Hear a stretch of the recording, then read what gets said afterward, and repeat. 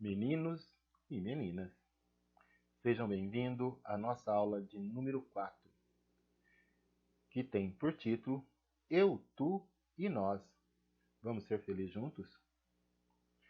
Vocês já perceberam que a gente está concluindo a nossa temática sobre a questão da felicidade. E a gente tem como habilidade desta aula identificar em textos diversos as diferentes dimensões de felicidade e, principalmente, relacionar a ideia de felicidade à ideia de uma ética solidária. Lembrando, a nossa visão aqui de solidariedade é aquela ideia de entender que a gente não está só no mundo, que a gente vive de maneira coletiva, que a gente precisa relacionar-se com os outros, que a gente precisa da convivência e tudo mais. Diante disso, a gente tem algumas questões para a gente começar a conversar sobre o assunto. Primeira pergunta, na verdade é uma afirmação para a gente tentar identificar qual delas tem a ver conosco, qual delas tem a ver com aquilo que eu acredito que seja um bom lema para a vida. O primeiro lema seria esse aqui, ó. Na vida, como na selva, vale a lei do mais forte. Os fracos não sobrevivem. O mundo é dos espertos.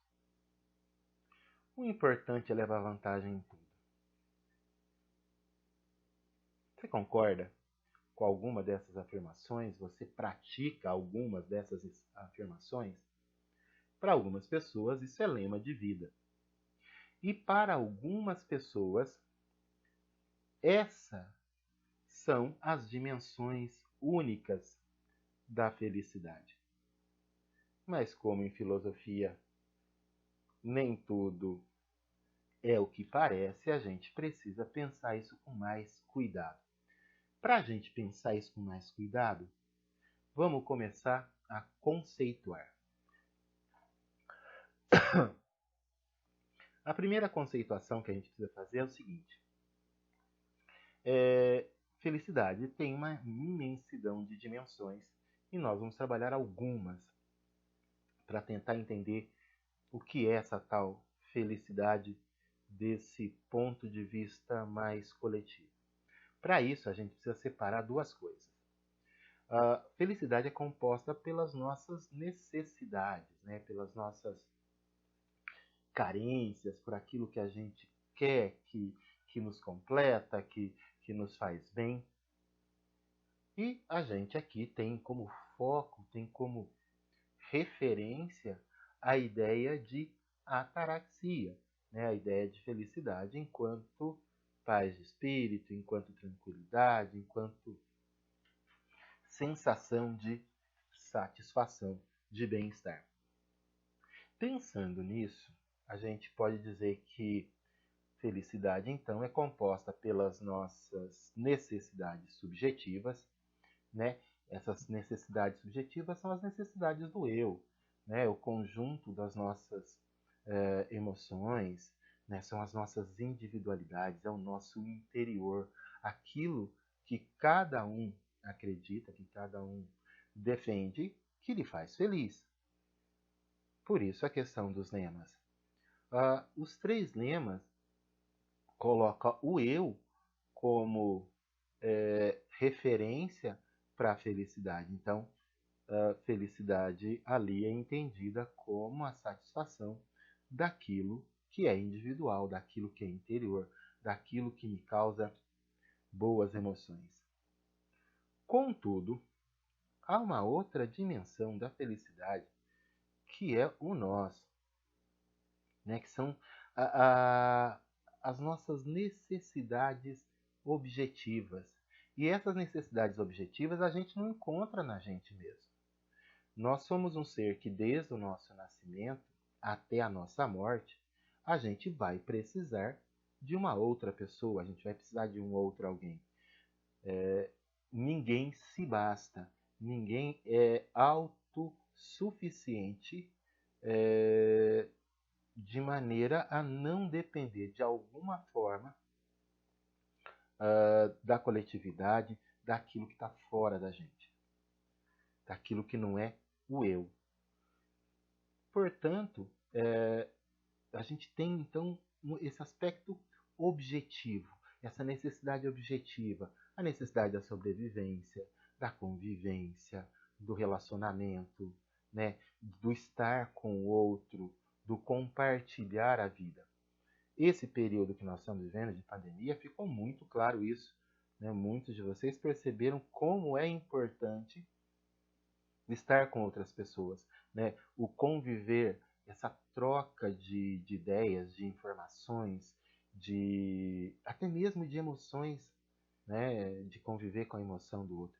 Então tudo isso vai construindo esse aspecto objetivo da felicidade, daquilo que não depende necessariamente de mim, daquilo que não é só eu. Dentro desse aspecto objetivo, né, a gente poderia destacar várias coisas, mas nós vamos destacar duas coisinhas. Uma é a dimensão social da felicidade.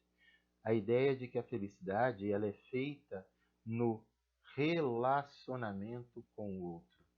E ela concentra-se muito mais no que eu sou socialmente do que no que eu tenho socialmente. Ou seja, a gente concentra essa dimensão social muito mais na interdependência entre os membros da sociedade, entre os membros que vivem numa sociedade, né? A gente reconhece e é perceptível que a gente necessita do outro, a gente precisa de algo que o outro faça que eu não faço, eu compro algo de alguém que faz algo que eu não faço. Às vezes a gente precisa de alguns cuidados que nós não fazemos, mas o outro faz. Basta você pensar aí na sua questão da beleza, né, a questão das meninas, por exemplo, que gostam aí, né, da maquiagem, de tudo isso, mas ela, em algum momento, ela vai precisar que alguém faça algo que ela não faz em si mesma. Então a gente está sempre numa relação de interdependência, sem pensar que mesmo no aspecto emocional a gente não se basta. Mesmo no aspecto das emoções, por mais que eu me ame, eu busco também alguém que me ame. Por mais que eu me cuide, eu também preciso de ter a sensação de perceber que há uma ideia de cuidado do outro. E é nesse aspecto que essa sociedade do hiperconsumo, que associa a felicidade, a posse, né, ao ter coisas, ao conquistar bens, vai na contramão dessa dimensão social da felicidade. A gente tem falado muito disso, já falou isso na outra aula, mas eu repito. A sociedade do hiperconsumo cria uma individualidade, né? Promove tendências egoístas aonde eu não consigo perceber e olhar quais as consequências das minhas atitudes em relação aos outros. Eu me concentro no ter coisas e não no ser algo, ser alguém para a minha coletividade. E é nesse sentido que a gente fala que há uma espécie de responsabilidade coletiva pela construção de relações sociais mais felizes. Ou seja, a forma como eu me relaciono com as pessoas, a forma como eu convivo com o mundo à minha volta é extremamente importante para que eu produza uma sociedade mais feliz, uma sociedade que entenda e que perceba que a felicidade não está só em mim, mas na construção de uma vida solidária. Nesse sentido, é muito interessante a gente perceber como essa sociedade de hiperconsumo, essa sociedade da individualidade que nós temos vivido nos últimos tempos, tem promovido o nosso distanciamento, né? Estou falando de distanciamento real das pessoas, tanto físico quanto emocional. Quantas vezes você já não percebeu que as pessoas não se preocupam com as emoções do outro, com o sentimento que o outro está vivendo, e simplesmente, somente com a sua satisfação, com o seu próprio prazer, com a sua própria satisfação, sem se preocupar com os outros que estão à sua volta. Então é preciso a gente pensar a sociedade nessa sua dimensão. Desculpa. É preciso pensar a felicidade nessa sua dimensão social. Outra dimensão que traz um aspecto bastante interessante é a dimensão política da felicidade. E aí você vai me dizer, na lata, se você, né, é uma pessoa assim tão aguerrida que fala, pensa, né? Vai dizer, não, professor, não tem nada a ver, felicidade e política não tem nada a ver. Parece que não, mas também alguns dados indicam que há uma relação entre felicidade e as políticas governamentais. Aquilo que o governo faz pode promover ou não uma nação mais feliz, como a gente vai ver na sequência aí da nossa aula. Para a gente começar a pensar nisso, primeiro aspecto, já vê três aspectos, né? O primeiro é esse, a importância da participação. Apesar da participação política nem sempre ser prazerosa, ela é extremamente necessária, a ponto da gente praticamente ser impossível a gente se abster da política. Porque é através da nossa participação, né, das nossas lutas, das nossas reivindicações, que a gente vai tendo uma sociedade mais justa, que a gente vai tendo uma sociedade com menos guerra, que a gente vai tendo uma sociedade com menos desemprego, com menos fome. Ou seja, uma sociedade onde as condições de vida são melhores. Isso não é dado pelos governos, como a gente tem percebido nos últimos tempos, mas é fruto e objeto da conquista política da participação do povo. Então, primeiro aspecto, para a gente pensar a dimensão política da felicidade, o aspecto da participação.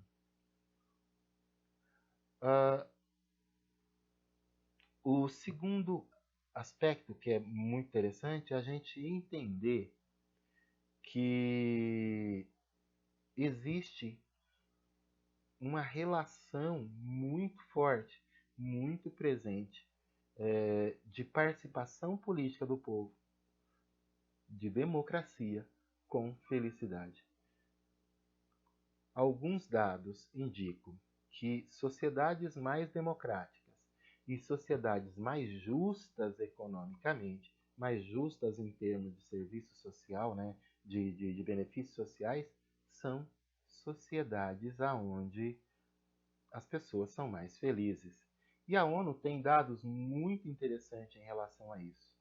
Eu queria que vocês dessem uma olhada aqui no ranking dos países mais justos socialmente e, consequentemente, são os países com melhor IDH. Então, a gente está falando das condições objetivas da vida, como moradia, trabalho, renda, saúde, coisas, né, que o governo fornece para a população, ou melhor, coisas, né, sociais às quais a população tem acesso, né, ou fornecido pelo governo, ou porque o salário é muito bom e as pessoas conquistam. Então, independente disso, as pessoas têm acesso a isso. Então, esses países são mais justos socialmente, né? O maior número de pessoas, a quantidade de pessoas muito pobres e que não têm acesso a isso é muito pequena, né? Vamos pegar aqui os 10 primeiros. Qual é a posição do Brasil? Posição 42. Quando a gente vai analisar, né, índices da ONU que trabalham fatores sociais e que são indicadores de um povo mais feliz, né, a gente tem um quadro muito semelhante, né? os 10 primeiros países praticamente se repete. Nós temos aí a presença da Finlândia, da Dinamarca, da Islândia, da Holanda, Canadá, Noruega, ou seja, os países com mais justiça social são países onde as pessoas têm uma percepção melhor da felicidade. As pessoas se sentem mais felizes. Eu sempre brinco, né? Finlândia, Noruega, esses países do norte da Europa são países extremamente frios. São países que passam meses de um inverno rigorosíssimo, às vezes com menos sol do que os outros países, né, do que os países tropicais como o nosso. E ainda assim, como o povo é extremamente satisfeito nas suas condições, nas suas necessidades sociais, o povo é feliz. O povo vive bem, o povo vive tranquilo, o povo tem a liberdade de participar, de manifestar, né? Tem liberdade de expressão, tem moradia, o índice de corrupção é menor, confiança, né? Expectativa de vida saudável é muito maior do que países como o Brasil, por exemplo. Apesar da gente estar ocupando uma posição aí do meio, mas é para a gente pensar. Quanto mais justiça social, mais felicidade. E o terceiro aspecto que eu quero chamar a atenção de vocês para essa questão da política em relação à felicidade é o papel das políticas públicas. Né? Como a gente viu, que nos países onde tem maior justiça social, as pessoas vivem, são mais felizes, é interessante a gente perceber quais são as políticas que a gente deve, então, pedir, que a gente deve exigir, que a gente deve reivindicar do governo. Porque às vezes a gente não sabe pedir. A gente pede coisas que são coisas que vão trazer a felicidade para um pequeno grupo, mas sem a expectativa da felicidade enquanto dimensão social. Tá ok? Presta bem atenção. Política pública é aquilo que o governo faz. E aí um aviso, não é aquilo que o governo faz no Twitter. Aquilo que o governo faz no Twitter é propaganda política. Né? Aquilo que a gente coloca nas redes sociais e tal, na TV, aquilo é propaganda. O que o governo realmente faz, ele expressa através de documentos oficiais, como leis, decretos. São instrumentos que passam por todo um processo de análise daqueles que compõem o corpo governante de um país. Né? Os membros do executivo, do legislativo e os membros do judiciário. Então, quais são as políticas públicas? Né? O que a gente espera que um governo faça e que produza felicidade na sua população? A gente tem 4 tipos de políticas públicas. As políticas distributivas, né, que distribuem serviços e bens a toda a população. Traduzindo, é pegar o orçamento, que é de todo mundo, que é meu, que é seu, do seu pai, sua mãe, seu irmão, e distribui igual para todas as pessoas. É o exemplo, por exemplo, do... Nossa, né? Foi redundante agora. Mas é o exemplo do SUS. O SUS é para todos. O dinheiro que entra é de todos. Todos podem usar o SUS. Professor, se o cara for muito rico, ele pode usar o SUS? Pode. Se o cara for muito pobre, ele pode usar o SUS? Pode. O SUS é para todos. Né? São políticas que distribuem o orçamento, né? O dinheiro que a gente que o país ou a prefeitura, o governo do estado arrecada, ele distribui através de serviços, né? De bens, de renda para toda a população. Outro aspecto são as políticas redistributivas.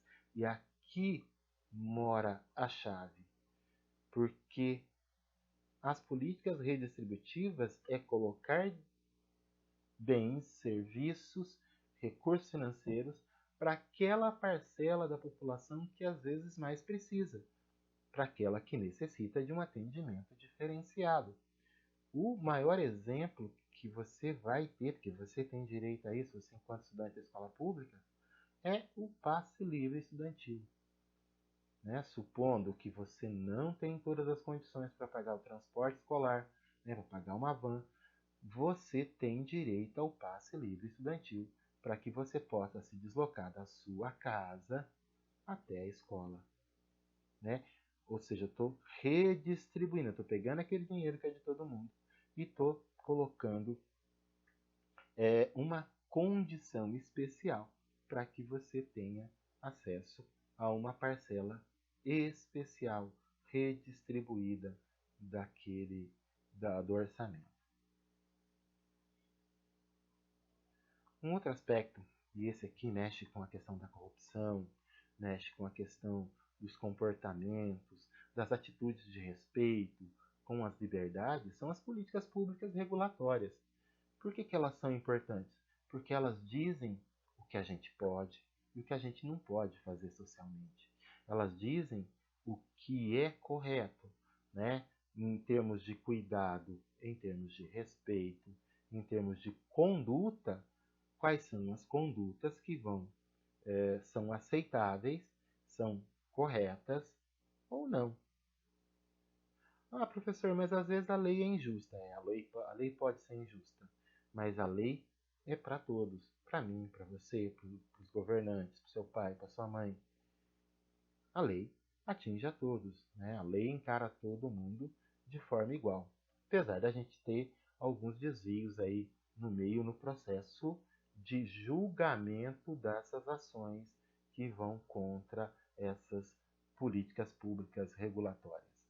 Elas são extremamente importantes, porque elas dizem quais são os comportamentos que vão produzir bem ou mal para a sociedade. Para a gente aproveitar que a gente está nesse momento e falando muito da questão do racismo, uma lei que pode servir de exemplo para isso é o Estatuto da Igualdade Racial, que tipifica, diz qual é o comportamento racista e qual a punição merece aqueles que têm um comportamento racista.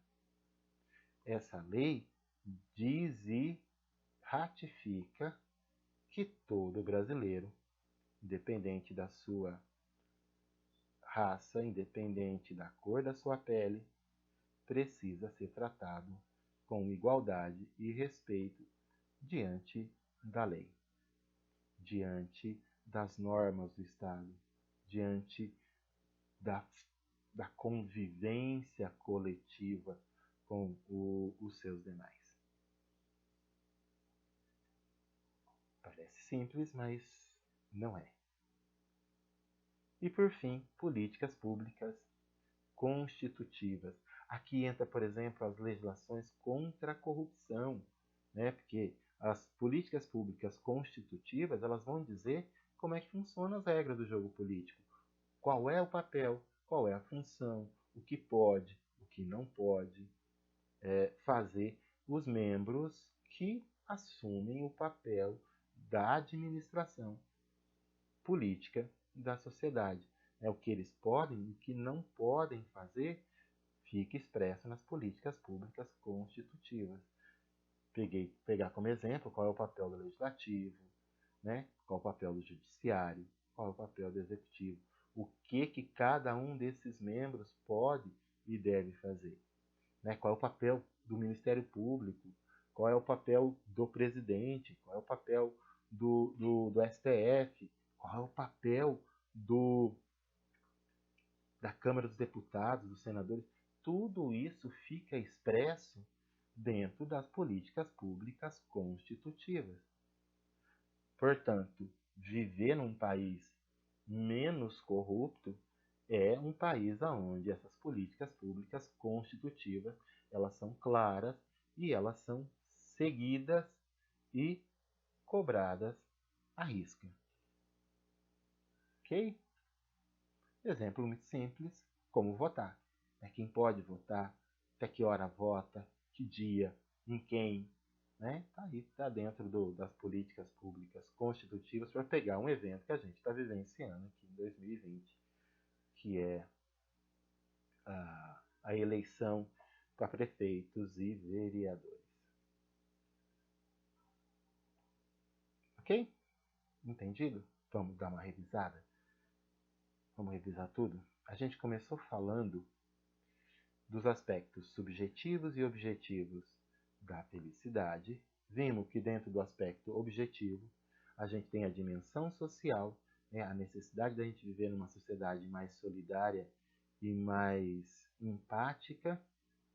Vimos a importância da dimensão política, né, que tem como aspecto a nossa participação política, né, qual é o nosso papel dentro dessa sociedade. Vimos a relação entre quanto mais justo a sociedade, quanto mais justo o país, mais feliz o povo desse país. E vimos também o papel das políticas públicas, né, no objetivo de satisfazer e de fornecer para a população aquilo que é essencial para que ela viva bem e feliz. Felicidade não é uma coisa só para a gente buscar individualmente, mas para a gente buscar juntos. Por isso que é o título da aula. Vamos ser felizes juntos? Para isso, a gente precisa pensar na nossa dimensão social e dimensão. Momento da atividade. Para você que faz atividade impressa, página 97 do caderno do aluno. Né? Tem duas questões aí para que você pare, pense e escreva, né? Apontando as condições objetivas e subjetivas para a felicidade e com a ideia de felicidade que aparece em diversos produtos culturais. Para você que faz atividade pelo Classroom, né, pelo Google Forms, duas questões de vestibular e duas questões dissertativas. Bastante simples. Tá? Questão de vestibular. Primeira pergunta é: qual é a ideia do texto? Né? O texto traz aí falando justamente dessa questão da dimensão social da felicidade, como é importante a gente não pensar só no individualismo, só no egoísmo. E aí, para você tentar identificar qual é a ideia central do texto, né? Sobre o que o texto está dizendo? Lembra que nós estamos falando aqui da maneira como a gente se relaciona, da maneira como eu me relaciono com o outro, né? Nessa busca pela felicidade. Segunda questão, óbvio, tem Mafalda, né? Professor de filosofia que não vai usar uma tirinha da Mafalda, não é professor de filosofia. E a tirinha traz uma ideia interessante, que é a questão do carro, né? O garotinho aqui, eu sempre esqueço o nome desse personagem, mas ele está mostrando qual é o carro que o pai dele vai comprar e a Mafalda mostra qual é o carro que o pai dela tem. E a frase final é que é a mais importante. Por que o pai dela compraria esse carro? Porque o único que é importante, é o único em que o importante continua a ser a pessoa. A Mafalda está dizendo, olha, não estou valorizando o carro, mas estou valorizando as pessoas. A gente valoriza tanto automóveis, a gente valoriza tanto bens de consumo, a gente valoriza tanto objeto, que a gente esquece de valorizar, de observar e ver que o importante não é o carro. O importante não é a minha roupa nova. O mais importante não é o objeto que eu tenho, mas as pessoas e a maneira como eu me relaciono com essas pessoas. Ficou fácil de responder agora. E para a gente finalizar, duas questões simples, né? São questões inspiradas lá no caderno do aluno, que é o seguinte: você não precisa falar de todos aqui, né? Escolhe um. ou contos de fada, ou filme, ou a propaganda, ou das redes sociais. Qual é a ideia de qual modelo de felicidade que essas mídias oferecem? Que ideia de felicidade elas trazem? É a felicidade objetiva? É a felicidade só subjetiva? Segunda questão, pensando nas condições objetivas da felicidade, 5 condições objetivas para que você construa sua felicidade, 5 condições subjetivas para que você construa a sua felicidade. Processo bastante pessoal, mas que é necessário que você entenda o que é as condições objetivas e as condições subjetivas para a felicidade. Lembrando, subjetivo diz respeito ao eu, ao meu interior, às minhas emoções. Objetivas, aquilo que está fora de mim, como as condições sociais e as condições políticas. É isso. Beijo, abraço, se cuida. Espero que a aula tenha valido a pena, que tenha feito você pensar, sair da mesmice e pensar um pouco mais a fundo essa questão da felicidade. Ok? Beijo, abraço, e a gente está com essa aula, a gente vai concluindo o currículo do ensino médio com questões para que você leve para a sua vida, para você pensar e construir a sua própria felicidade. Beijo e abraço. Bons estudos.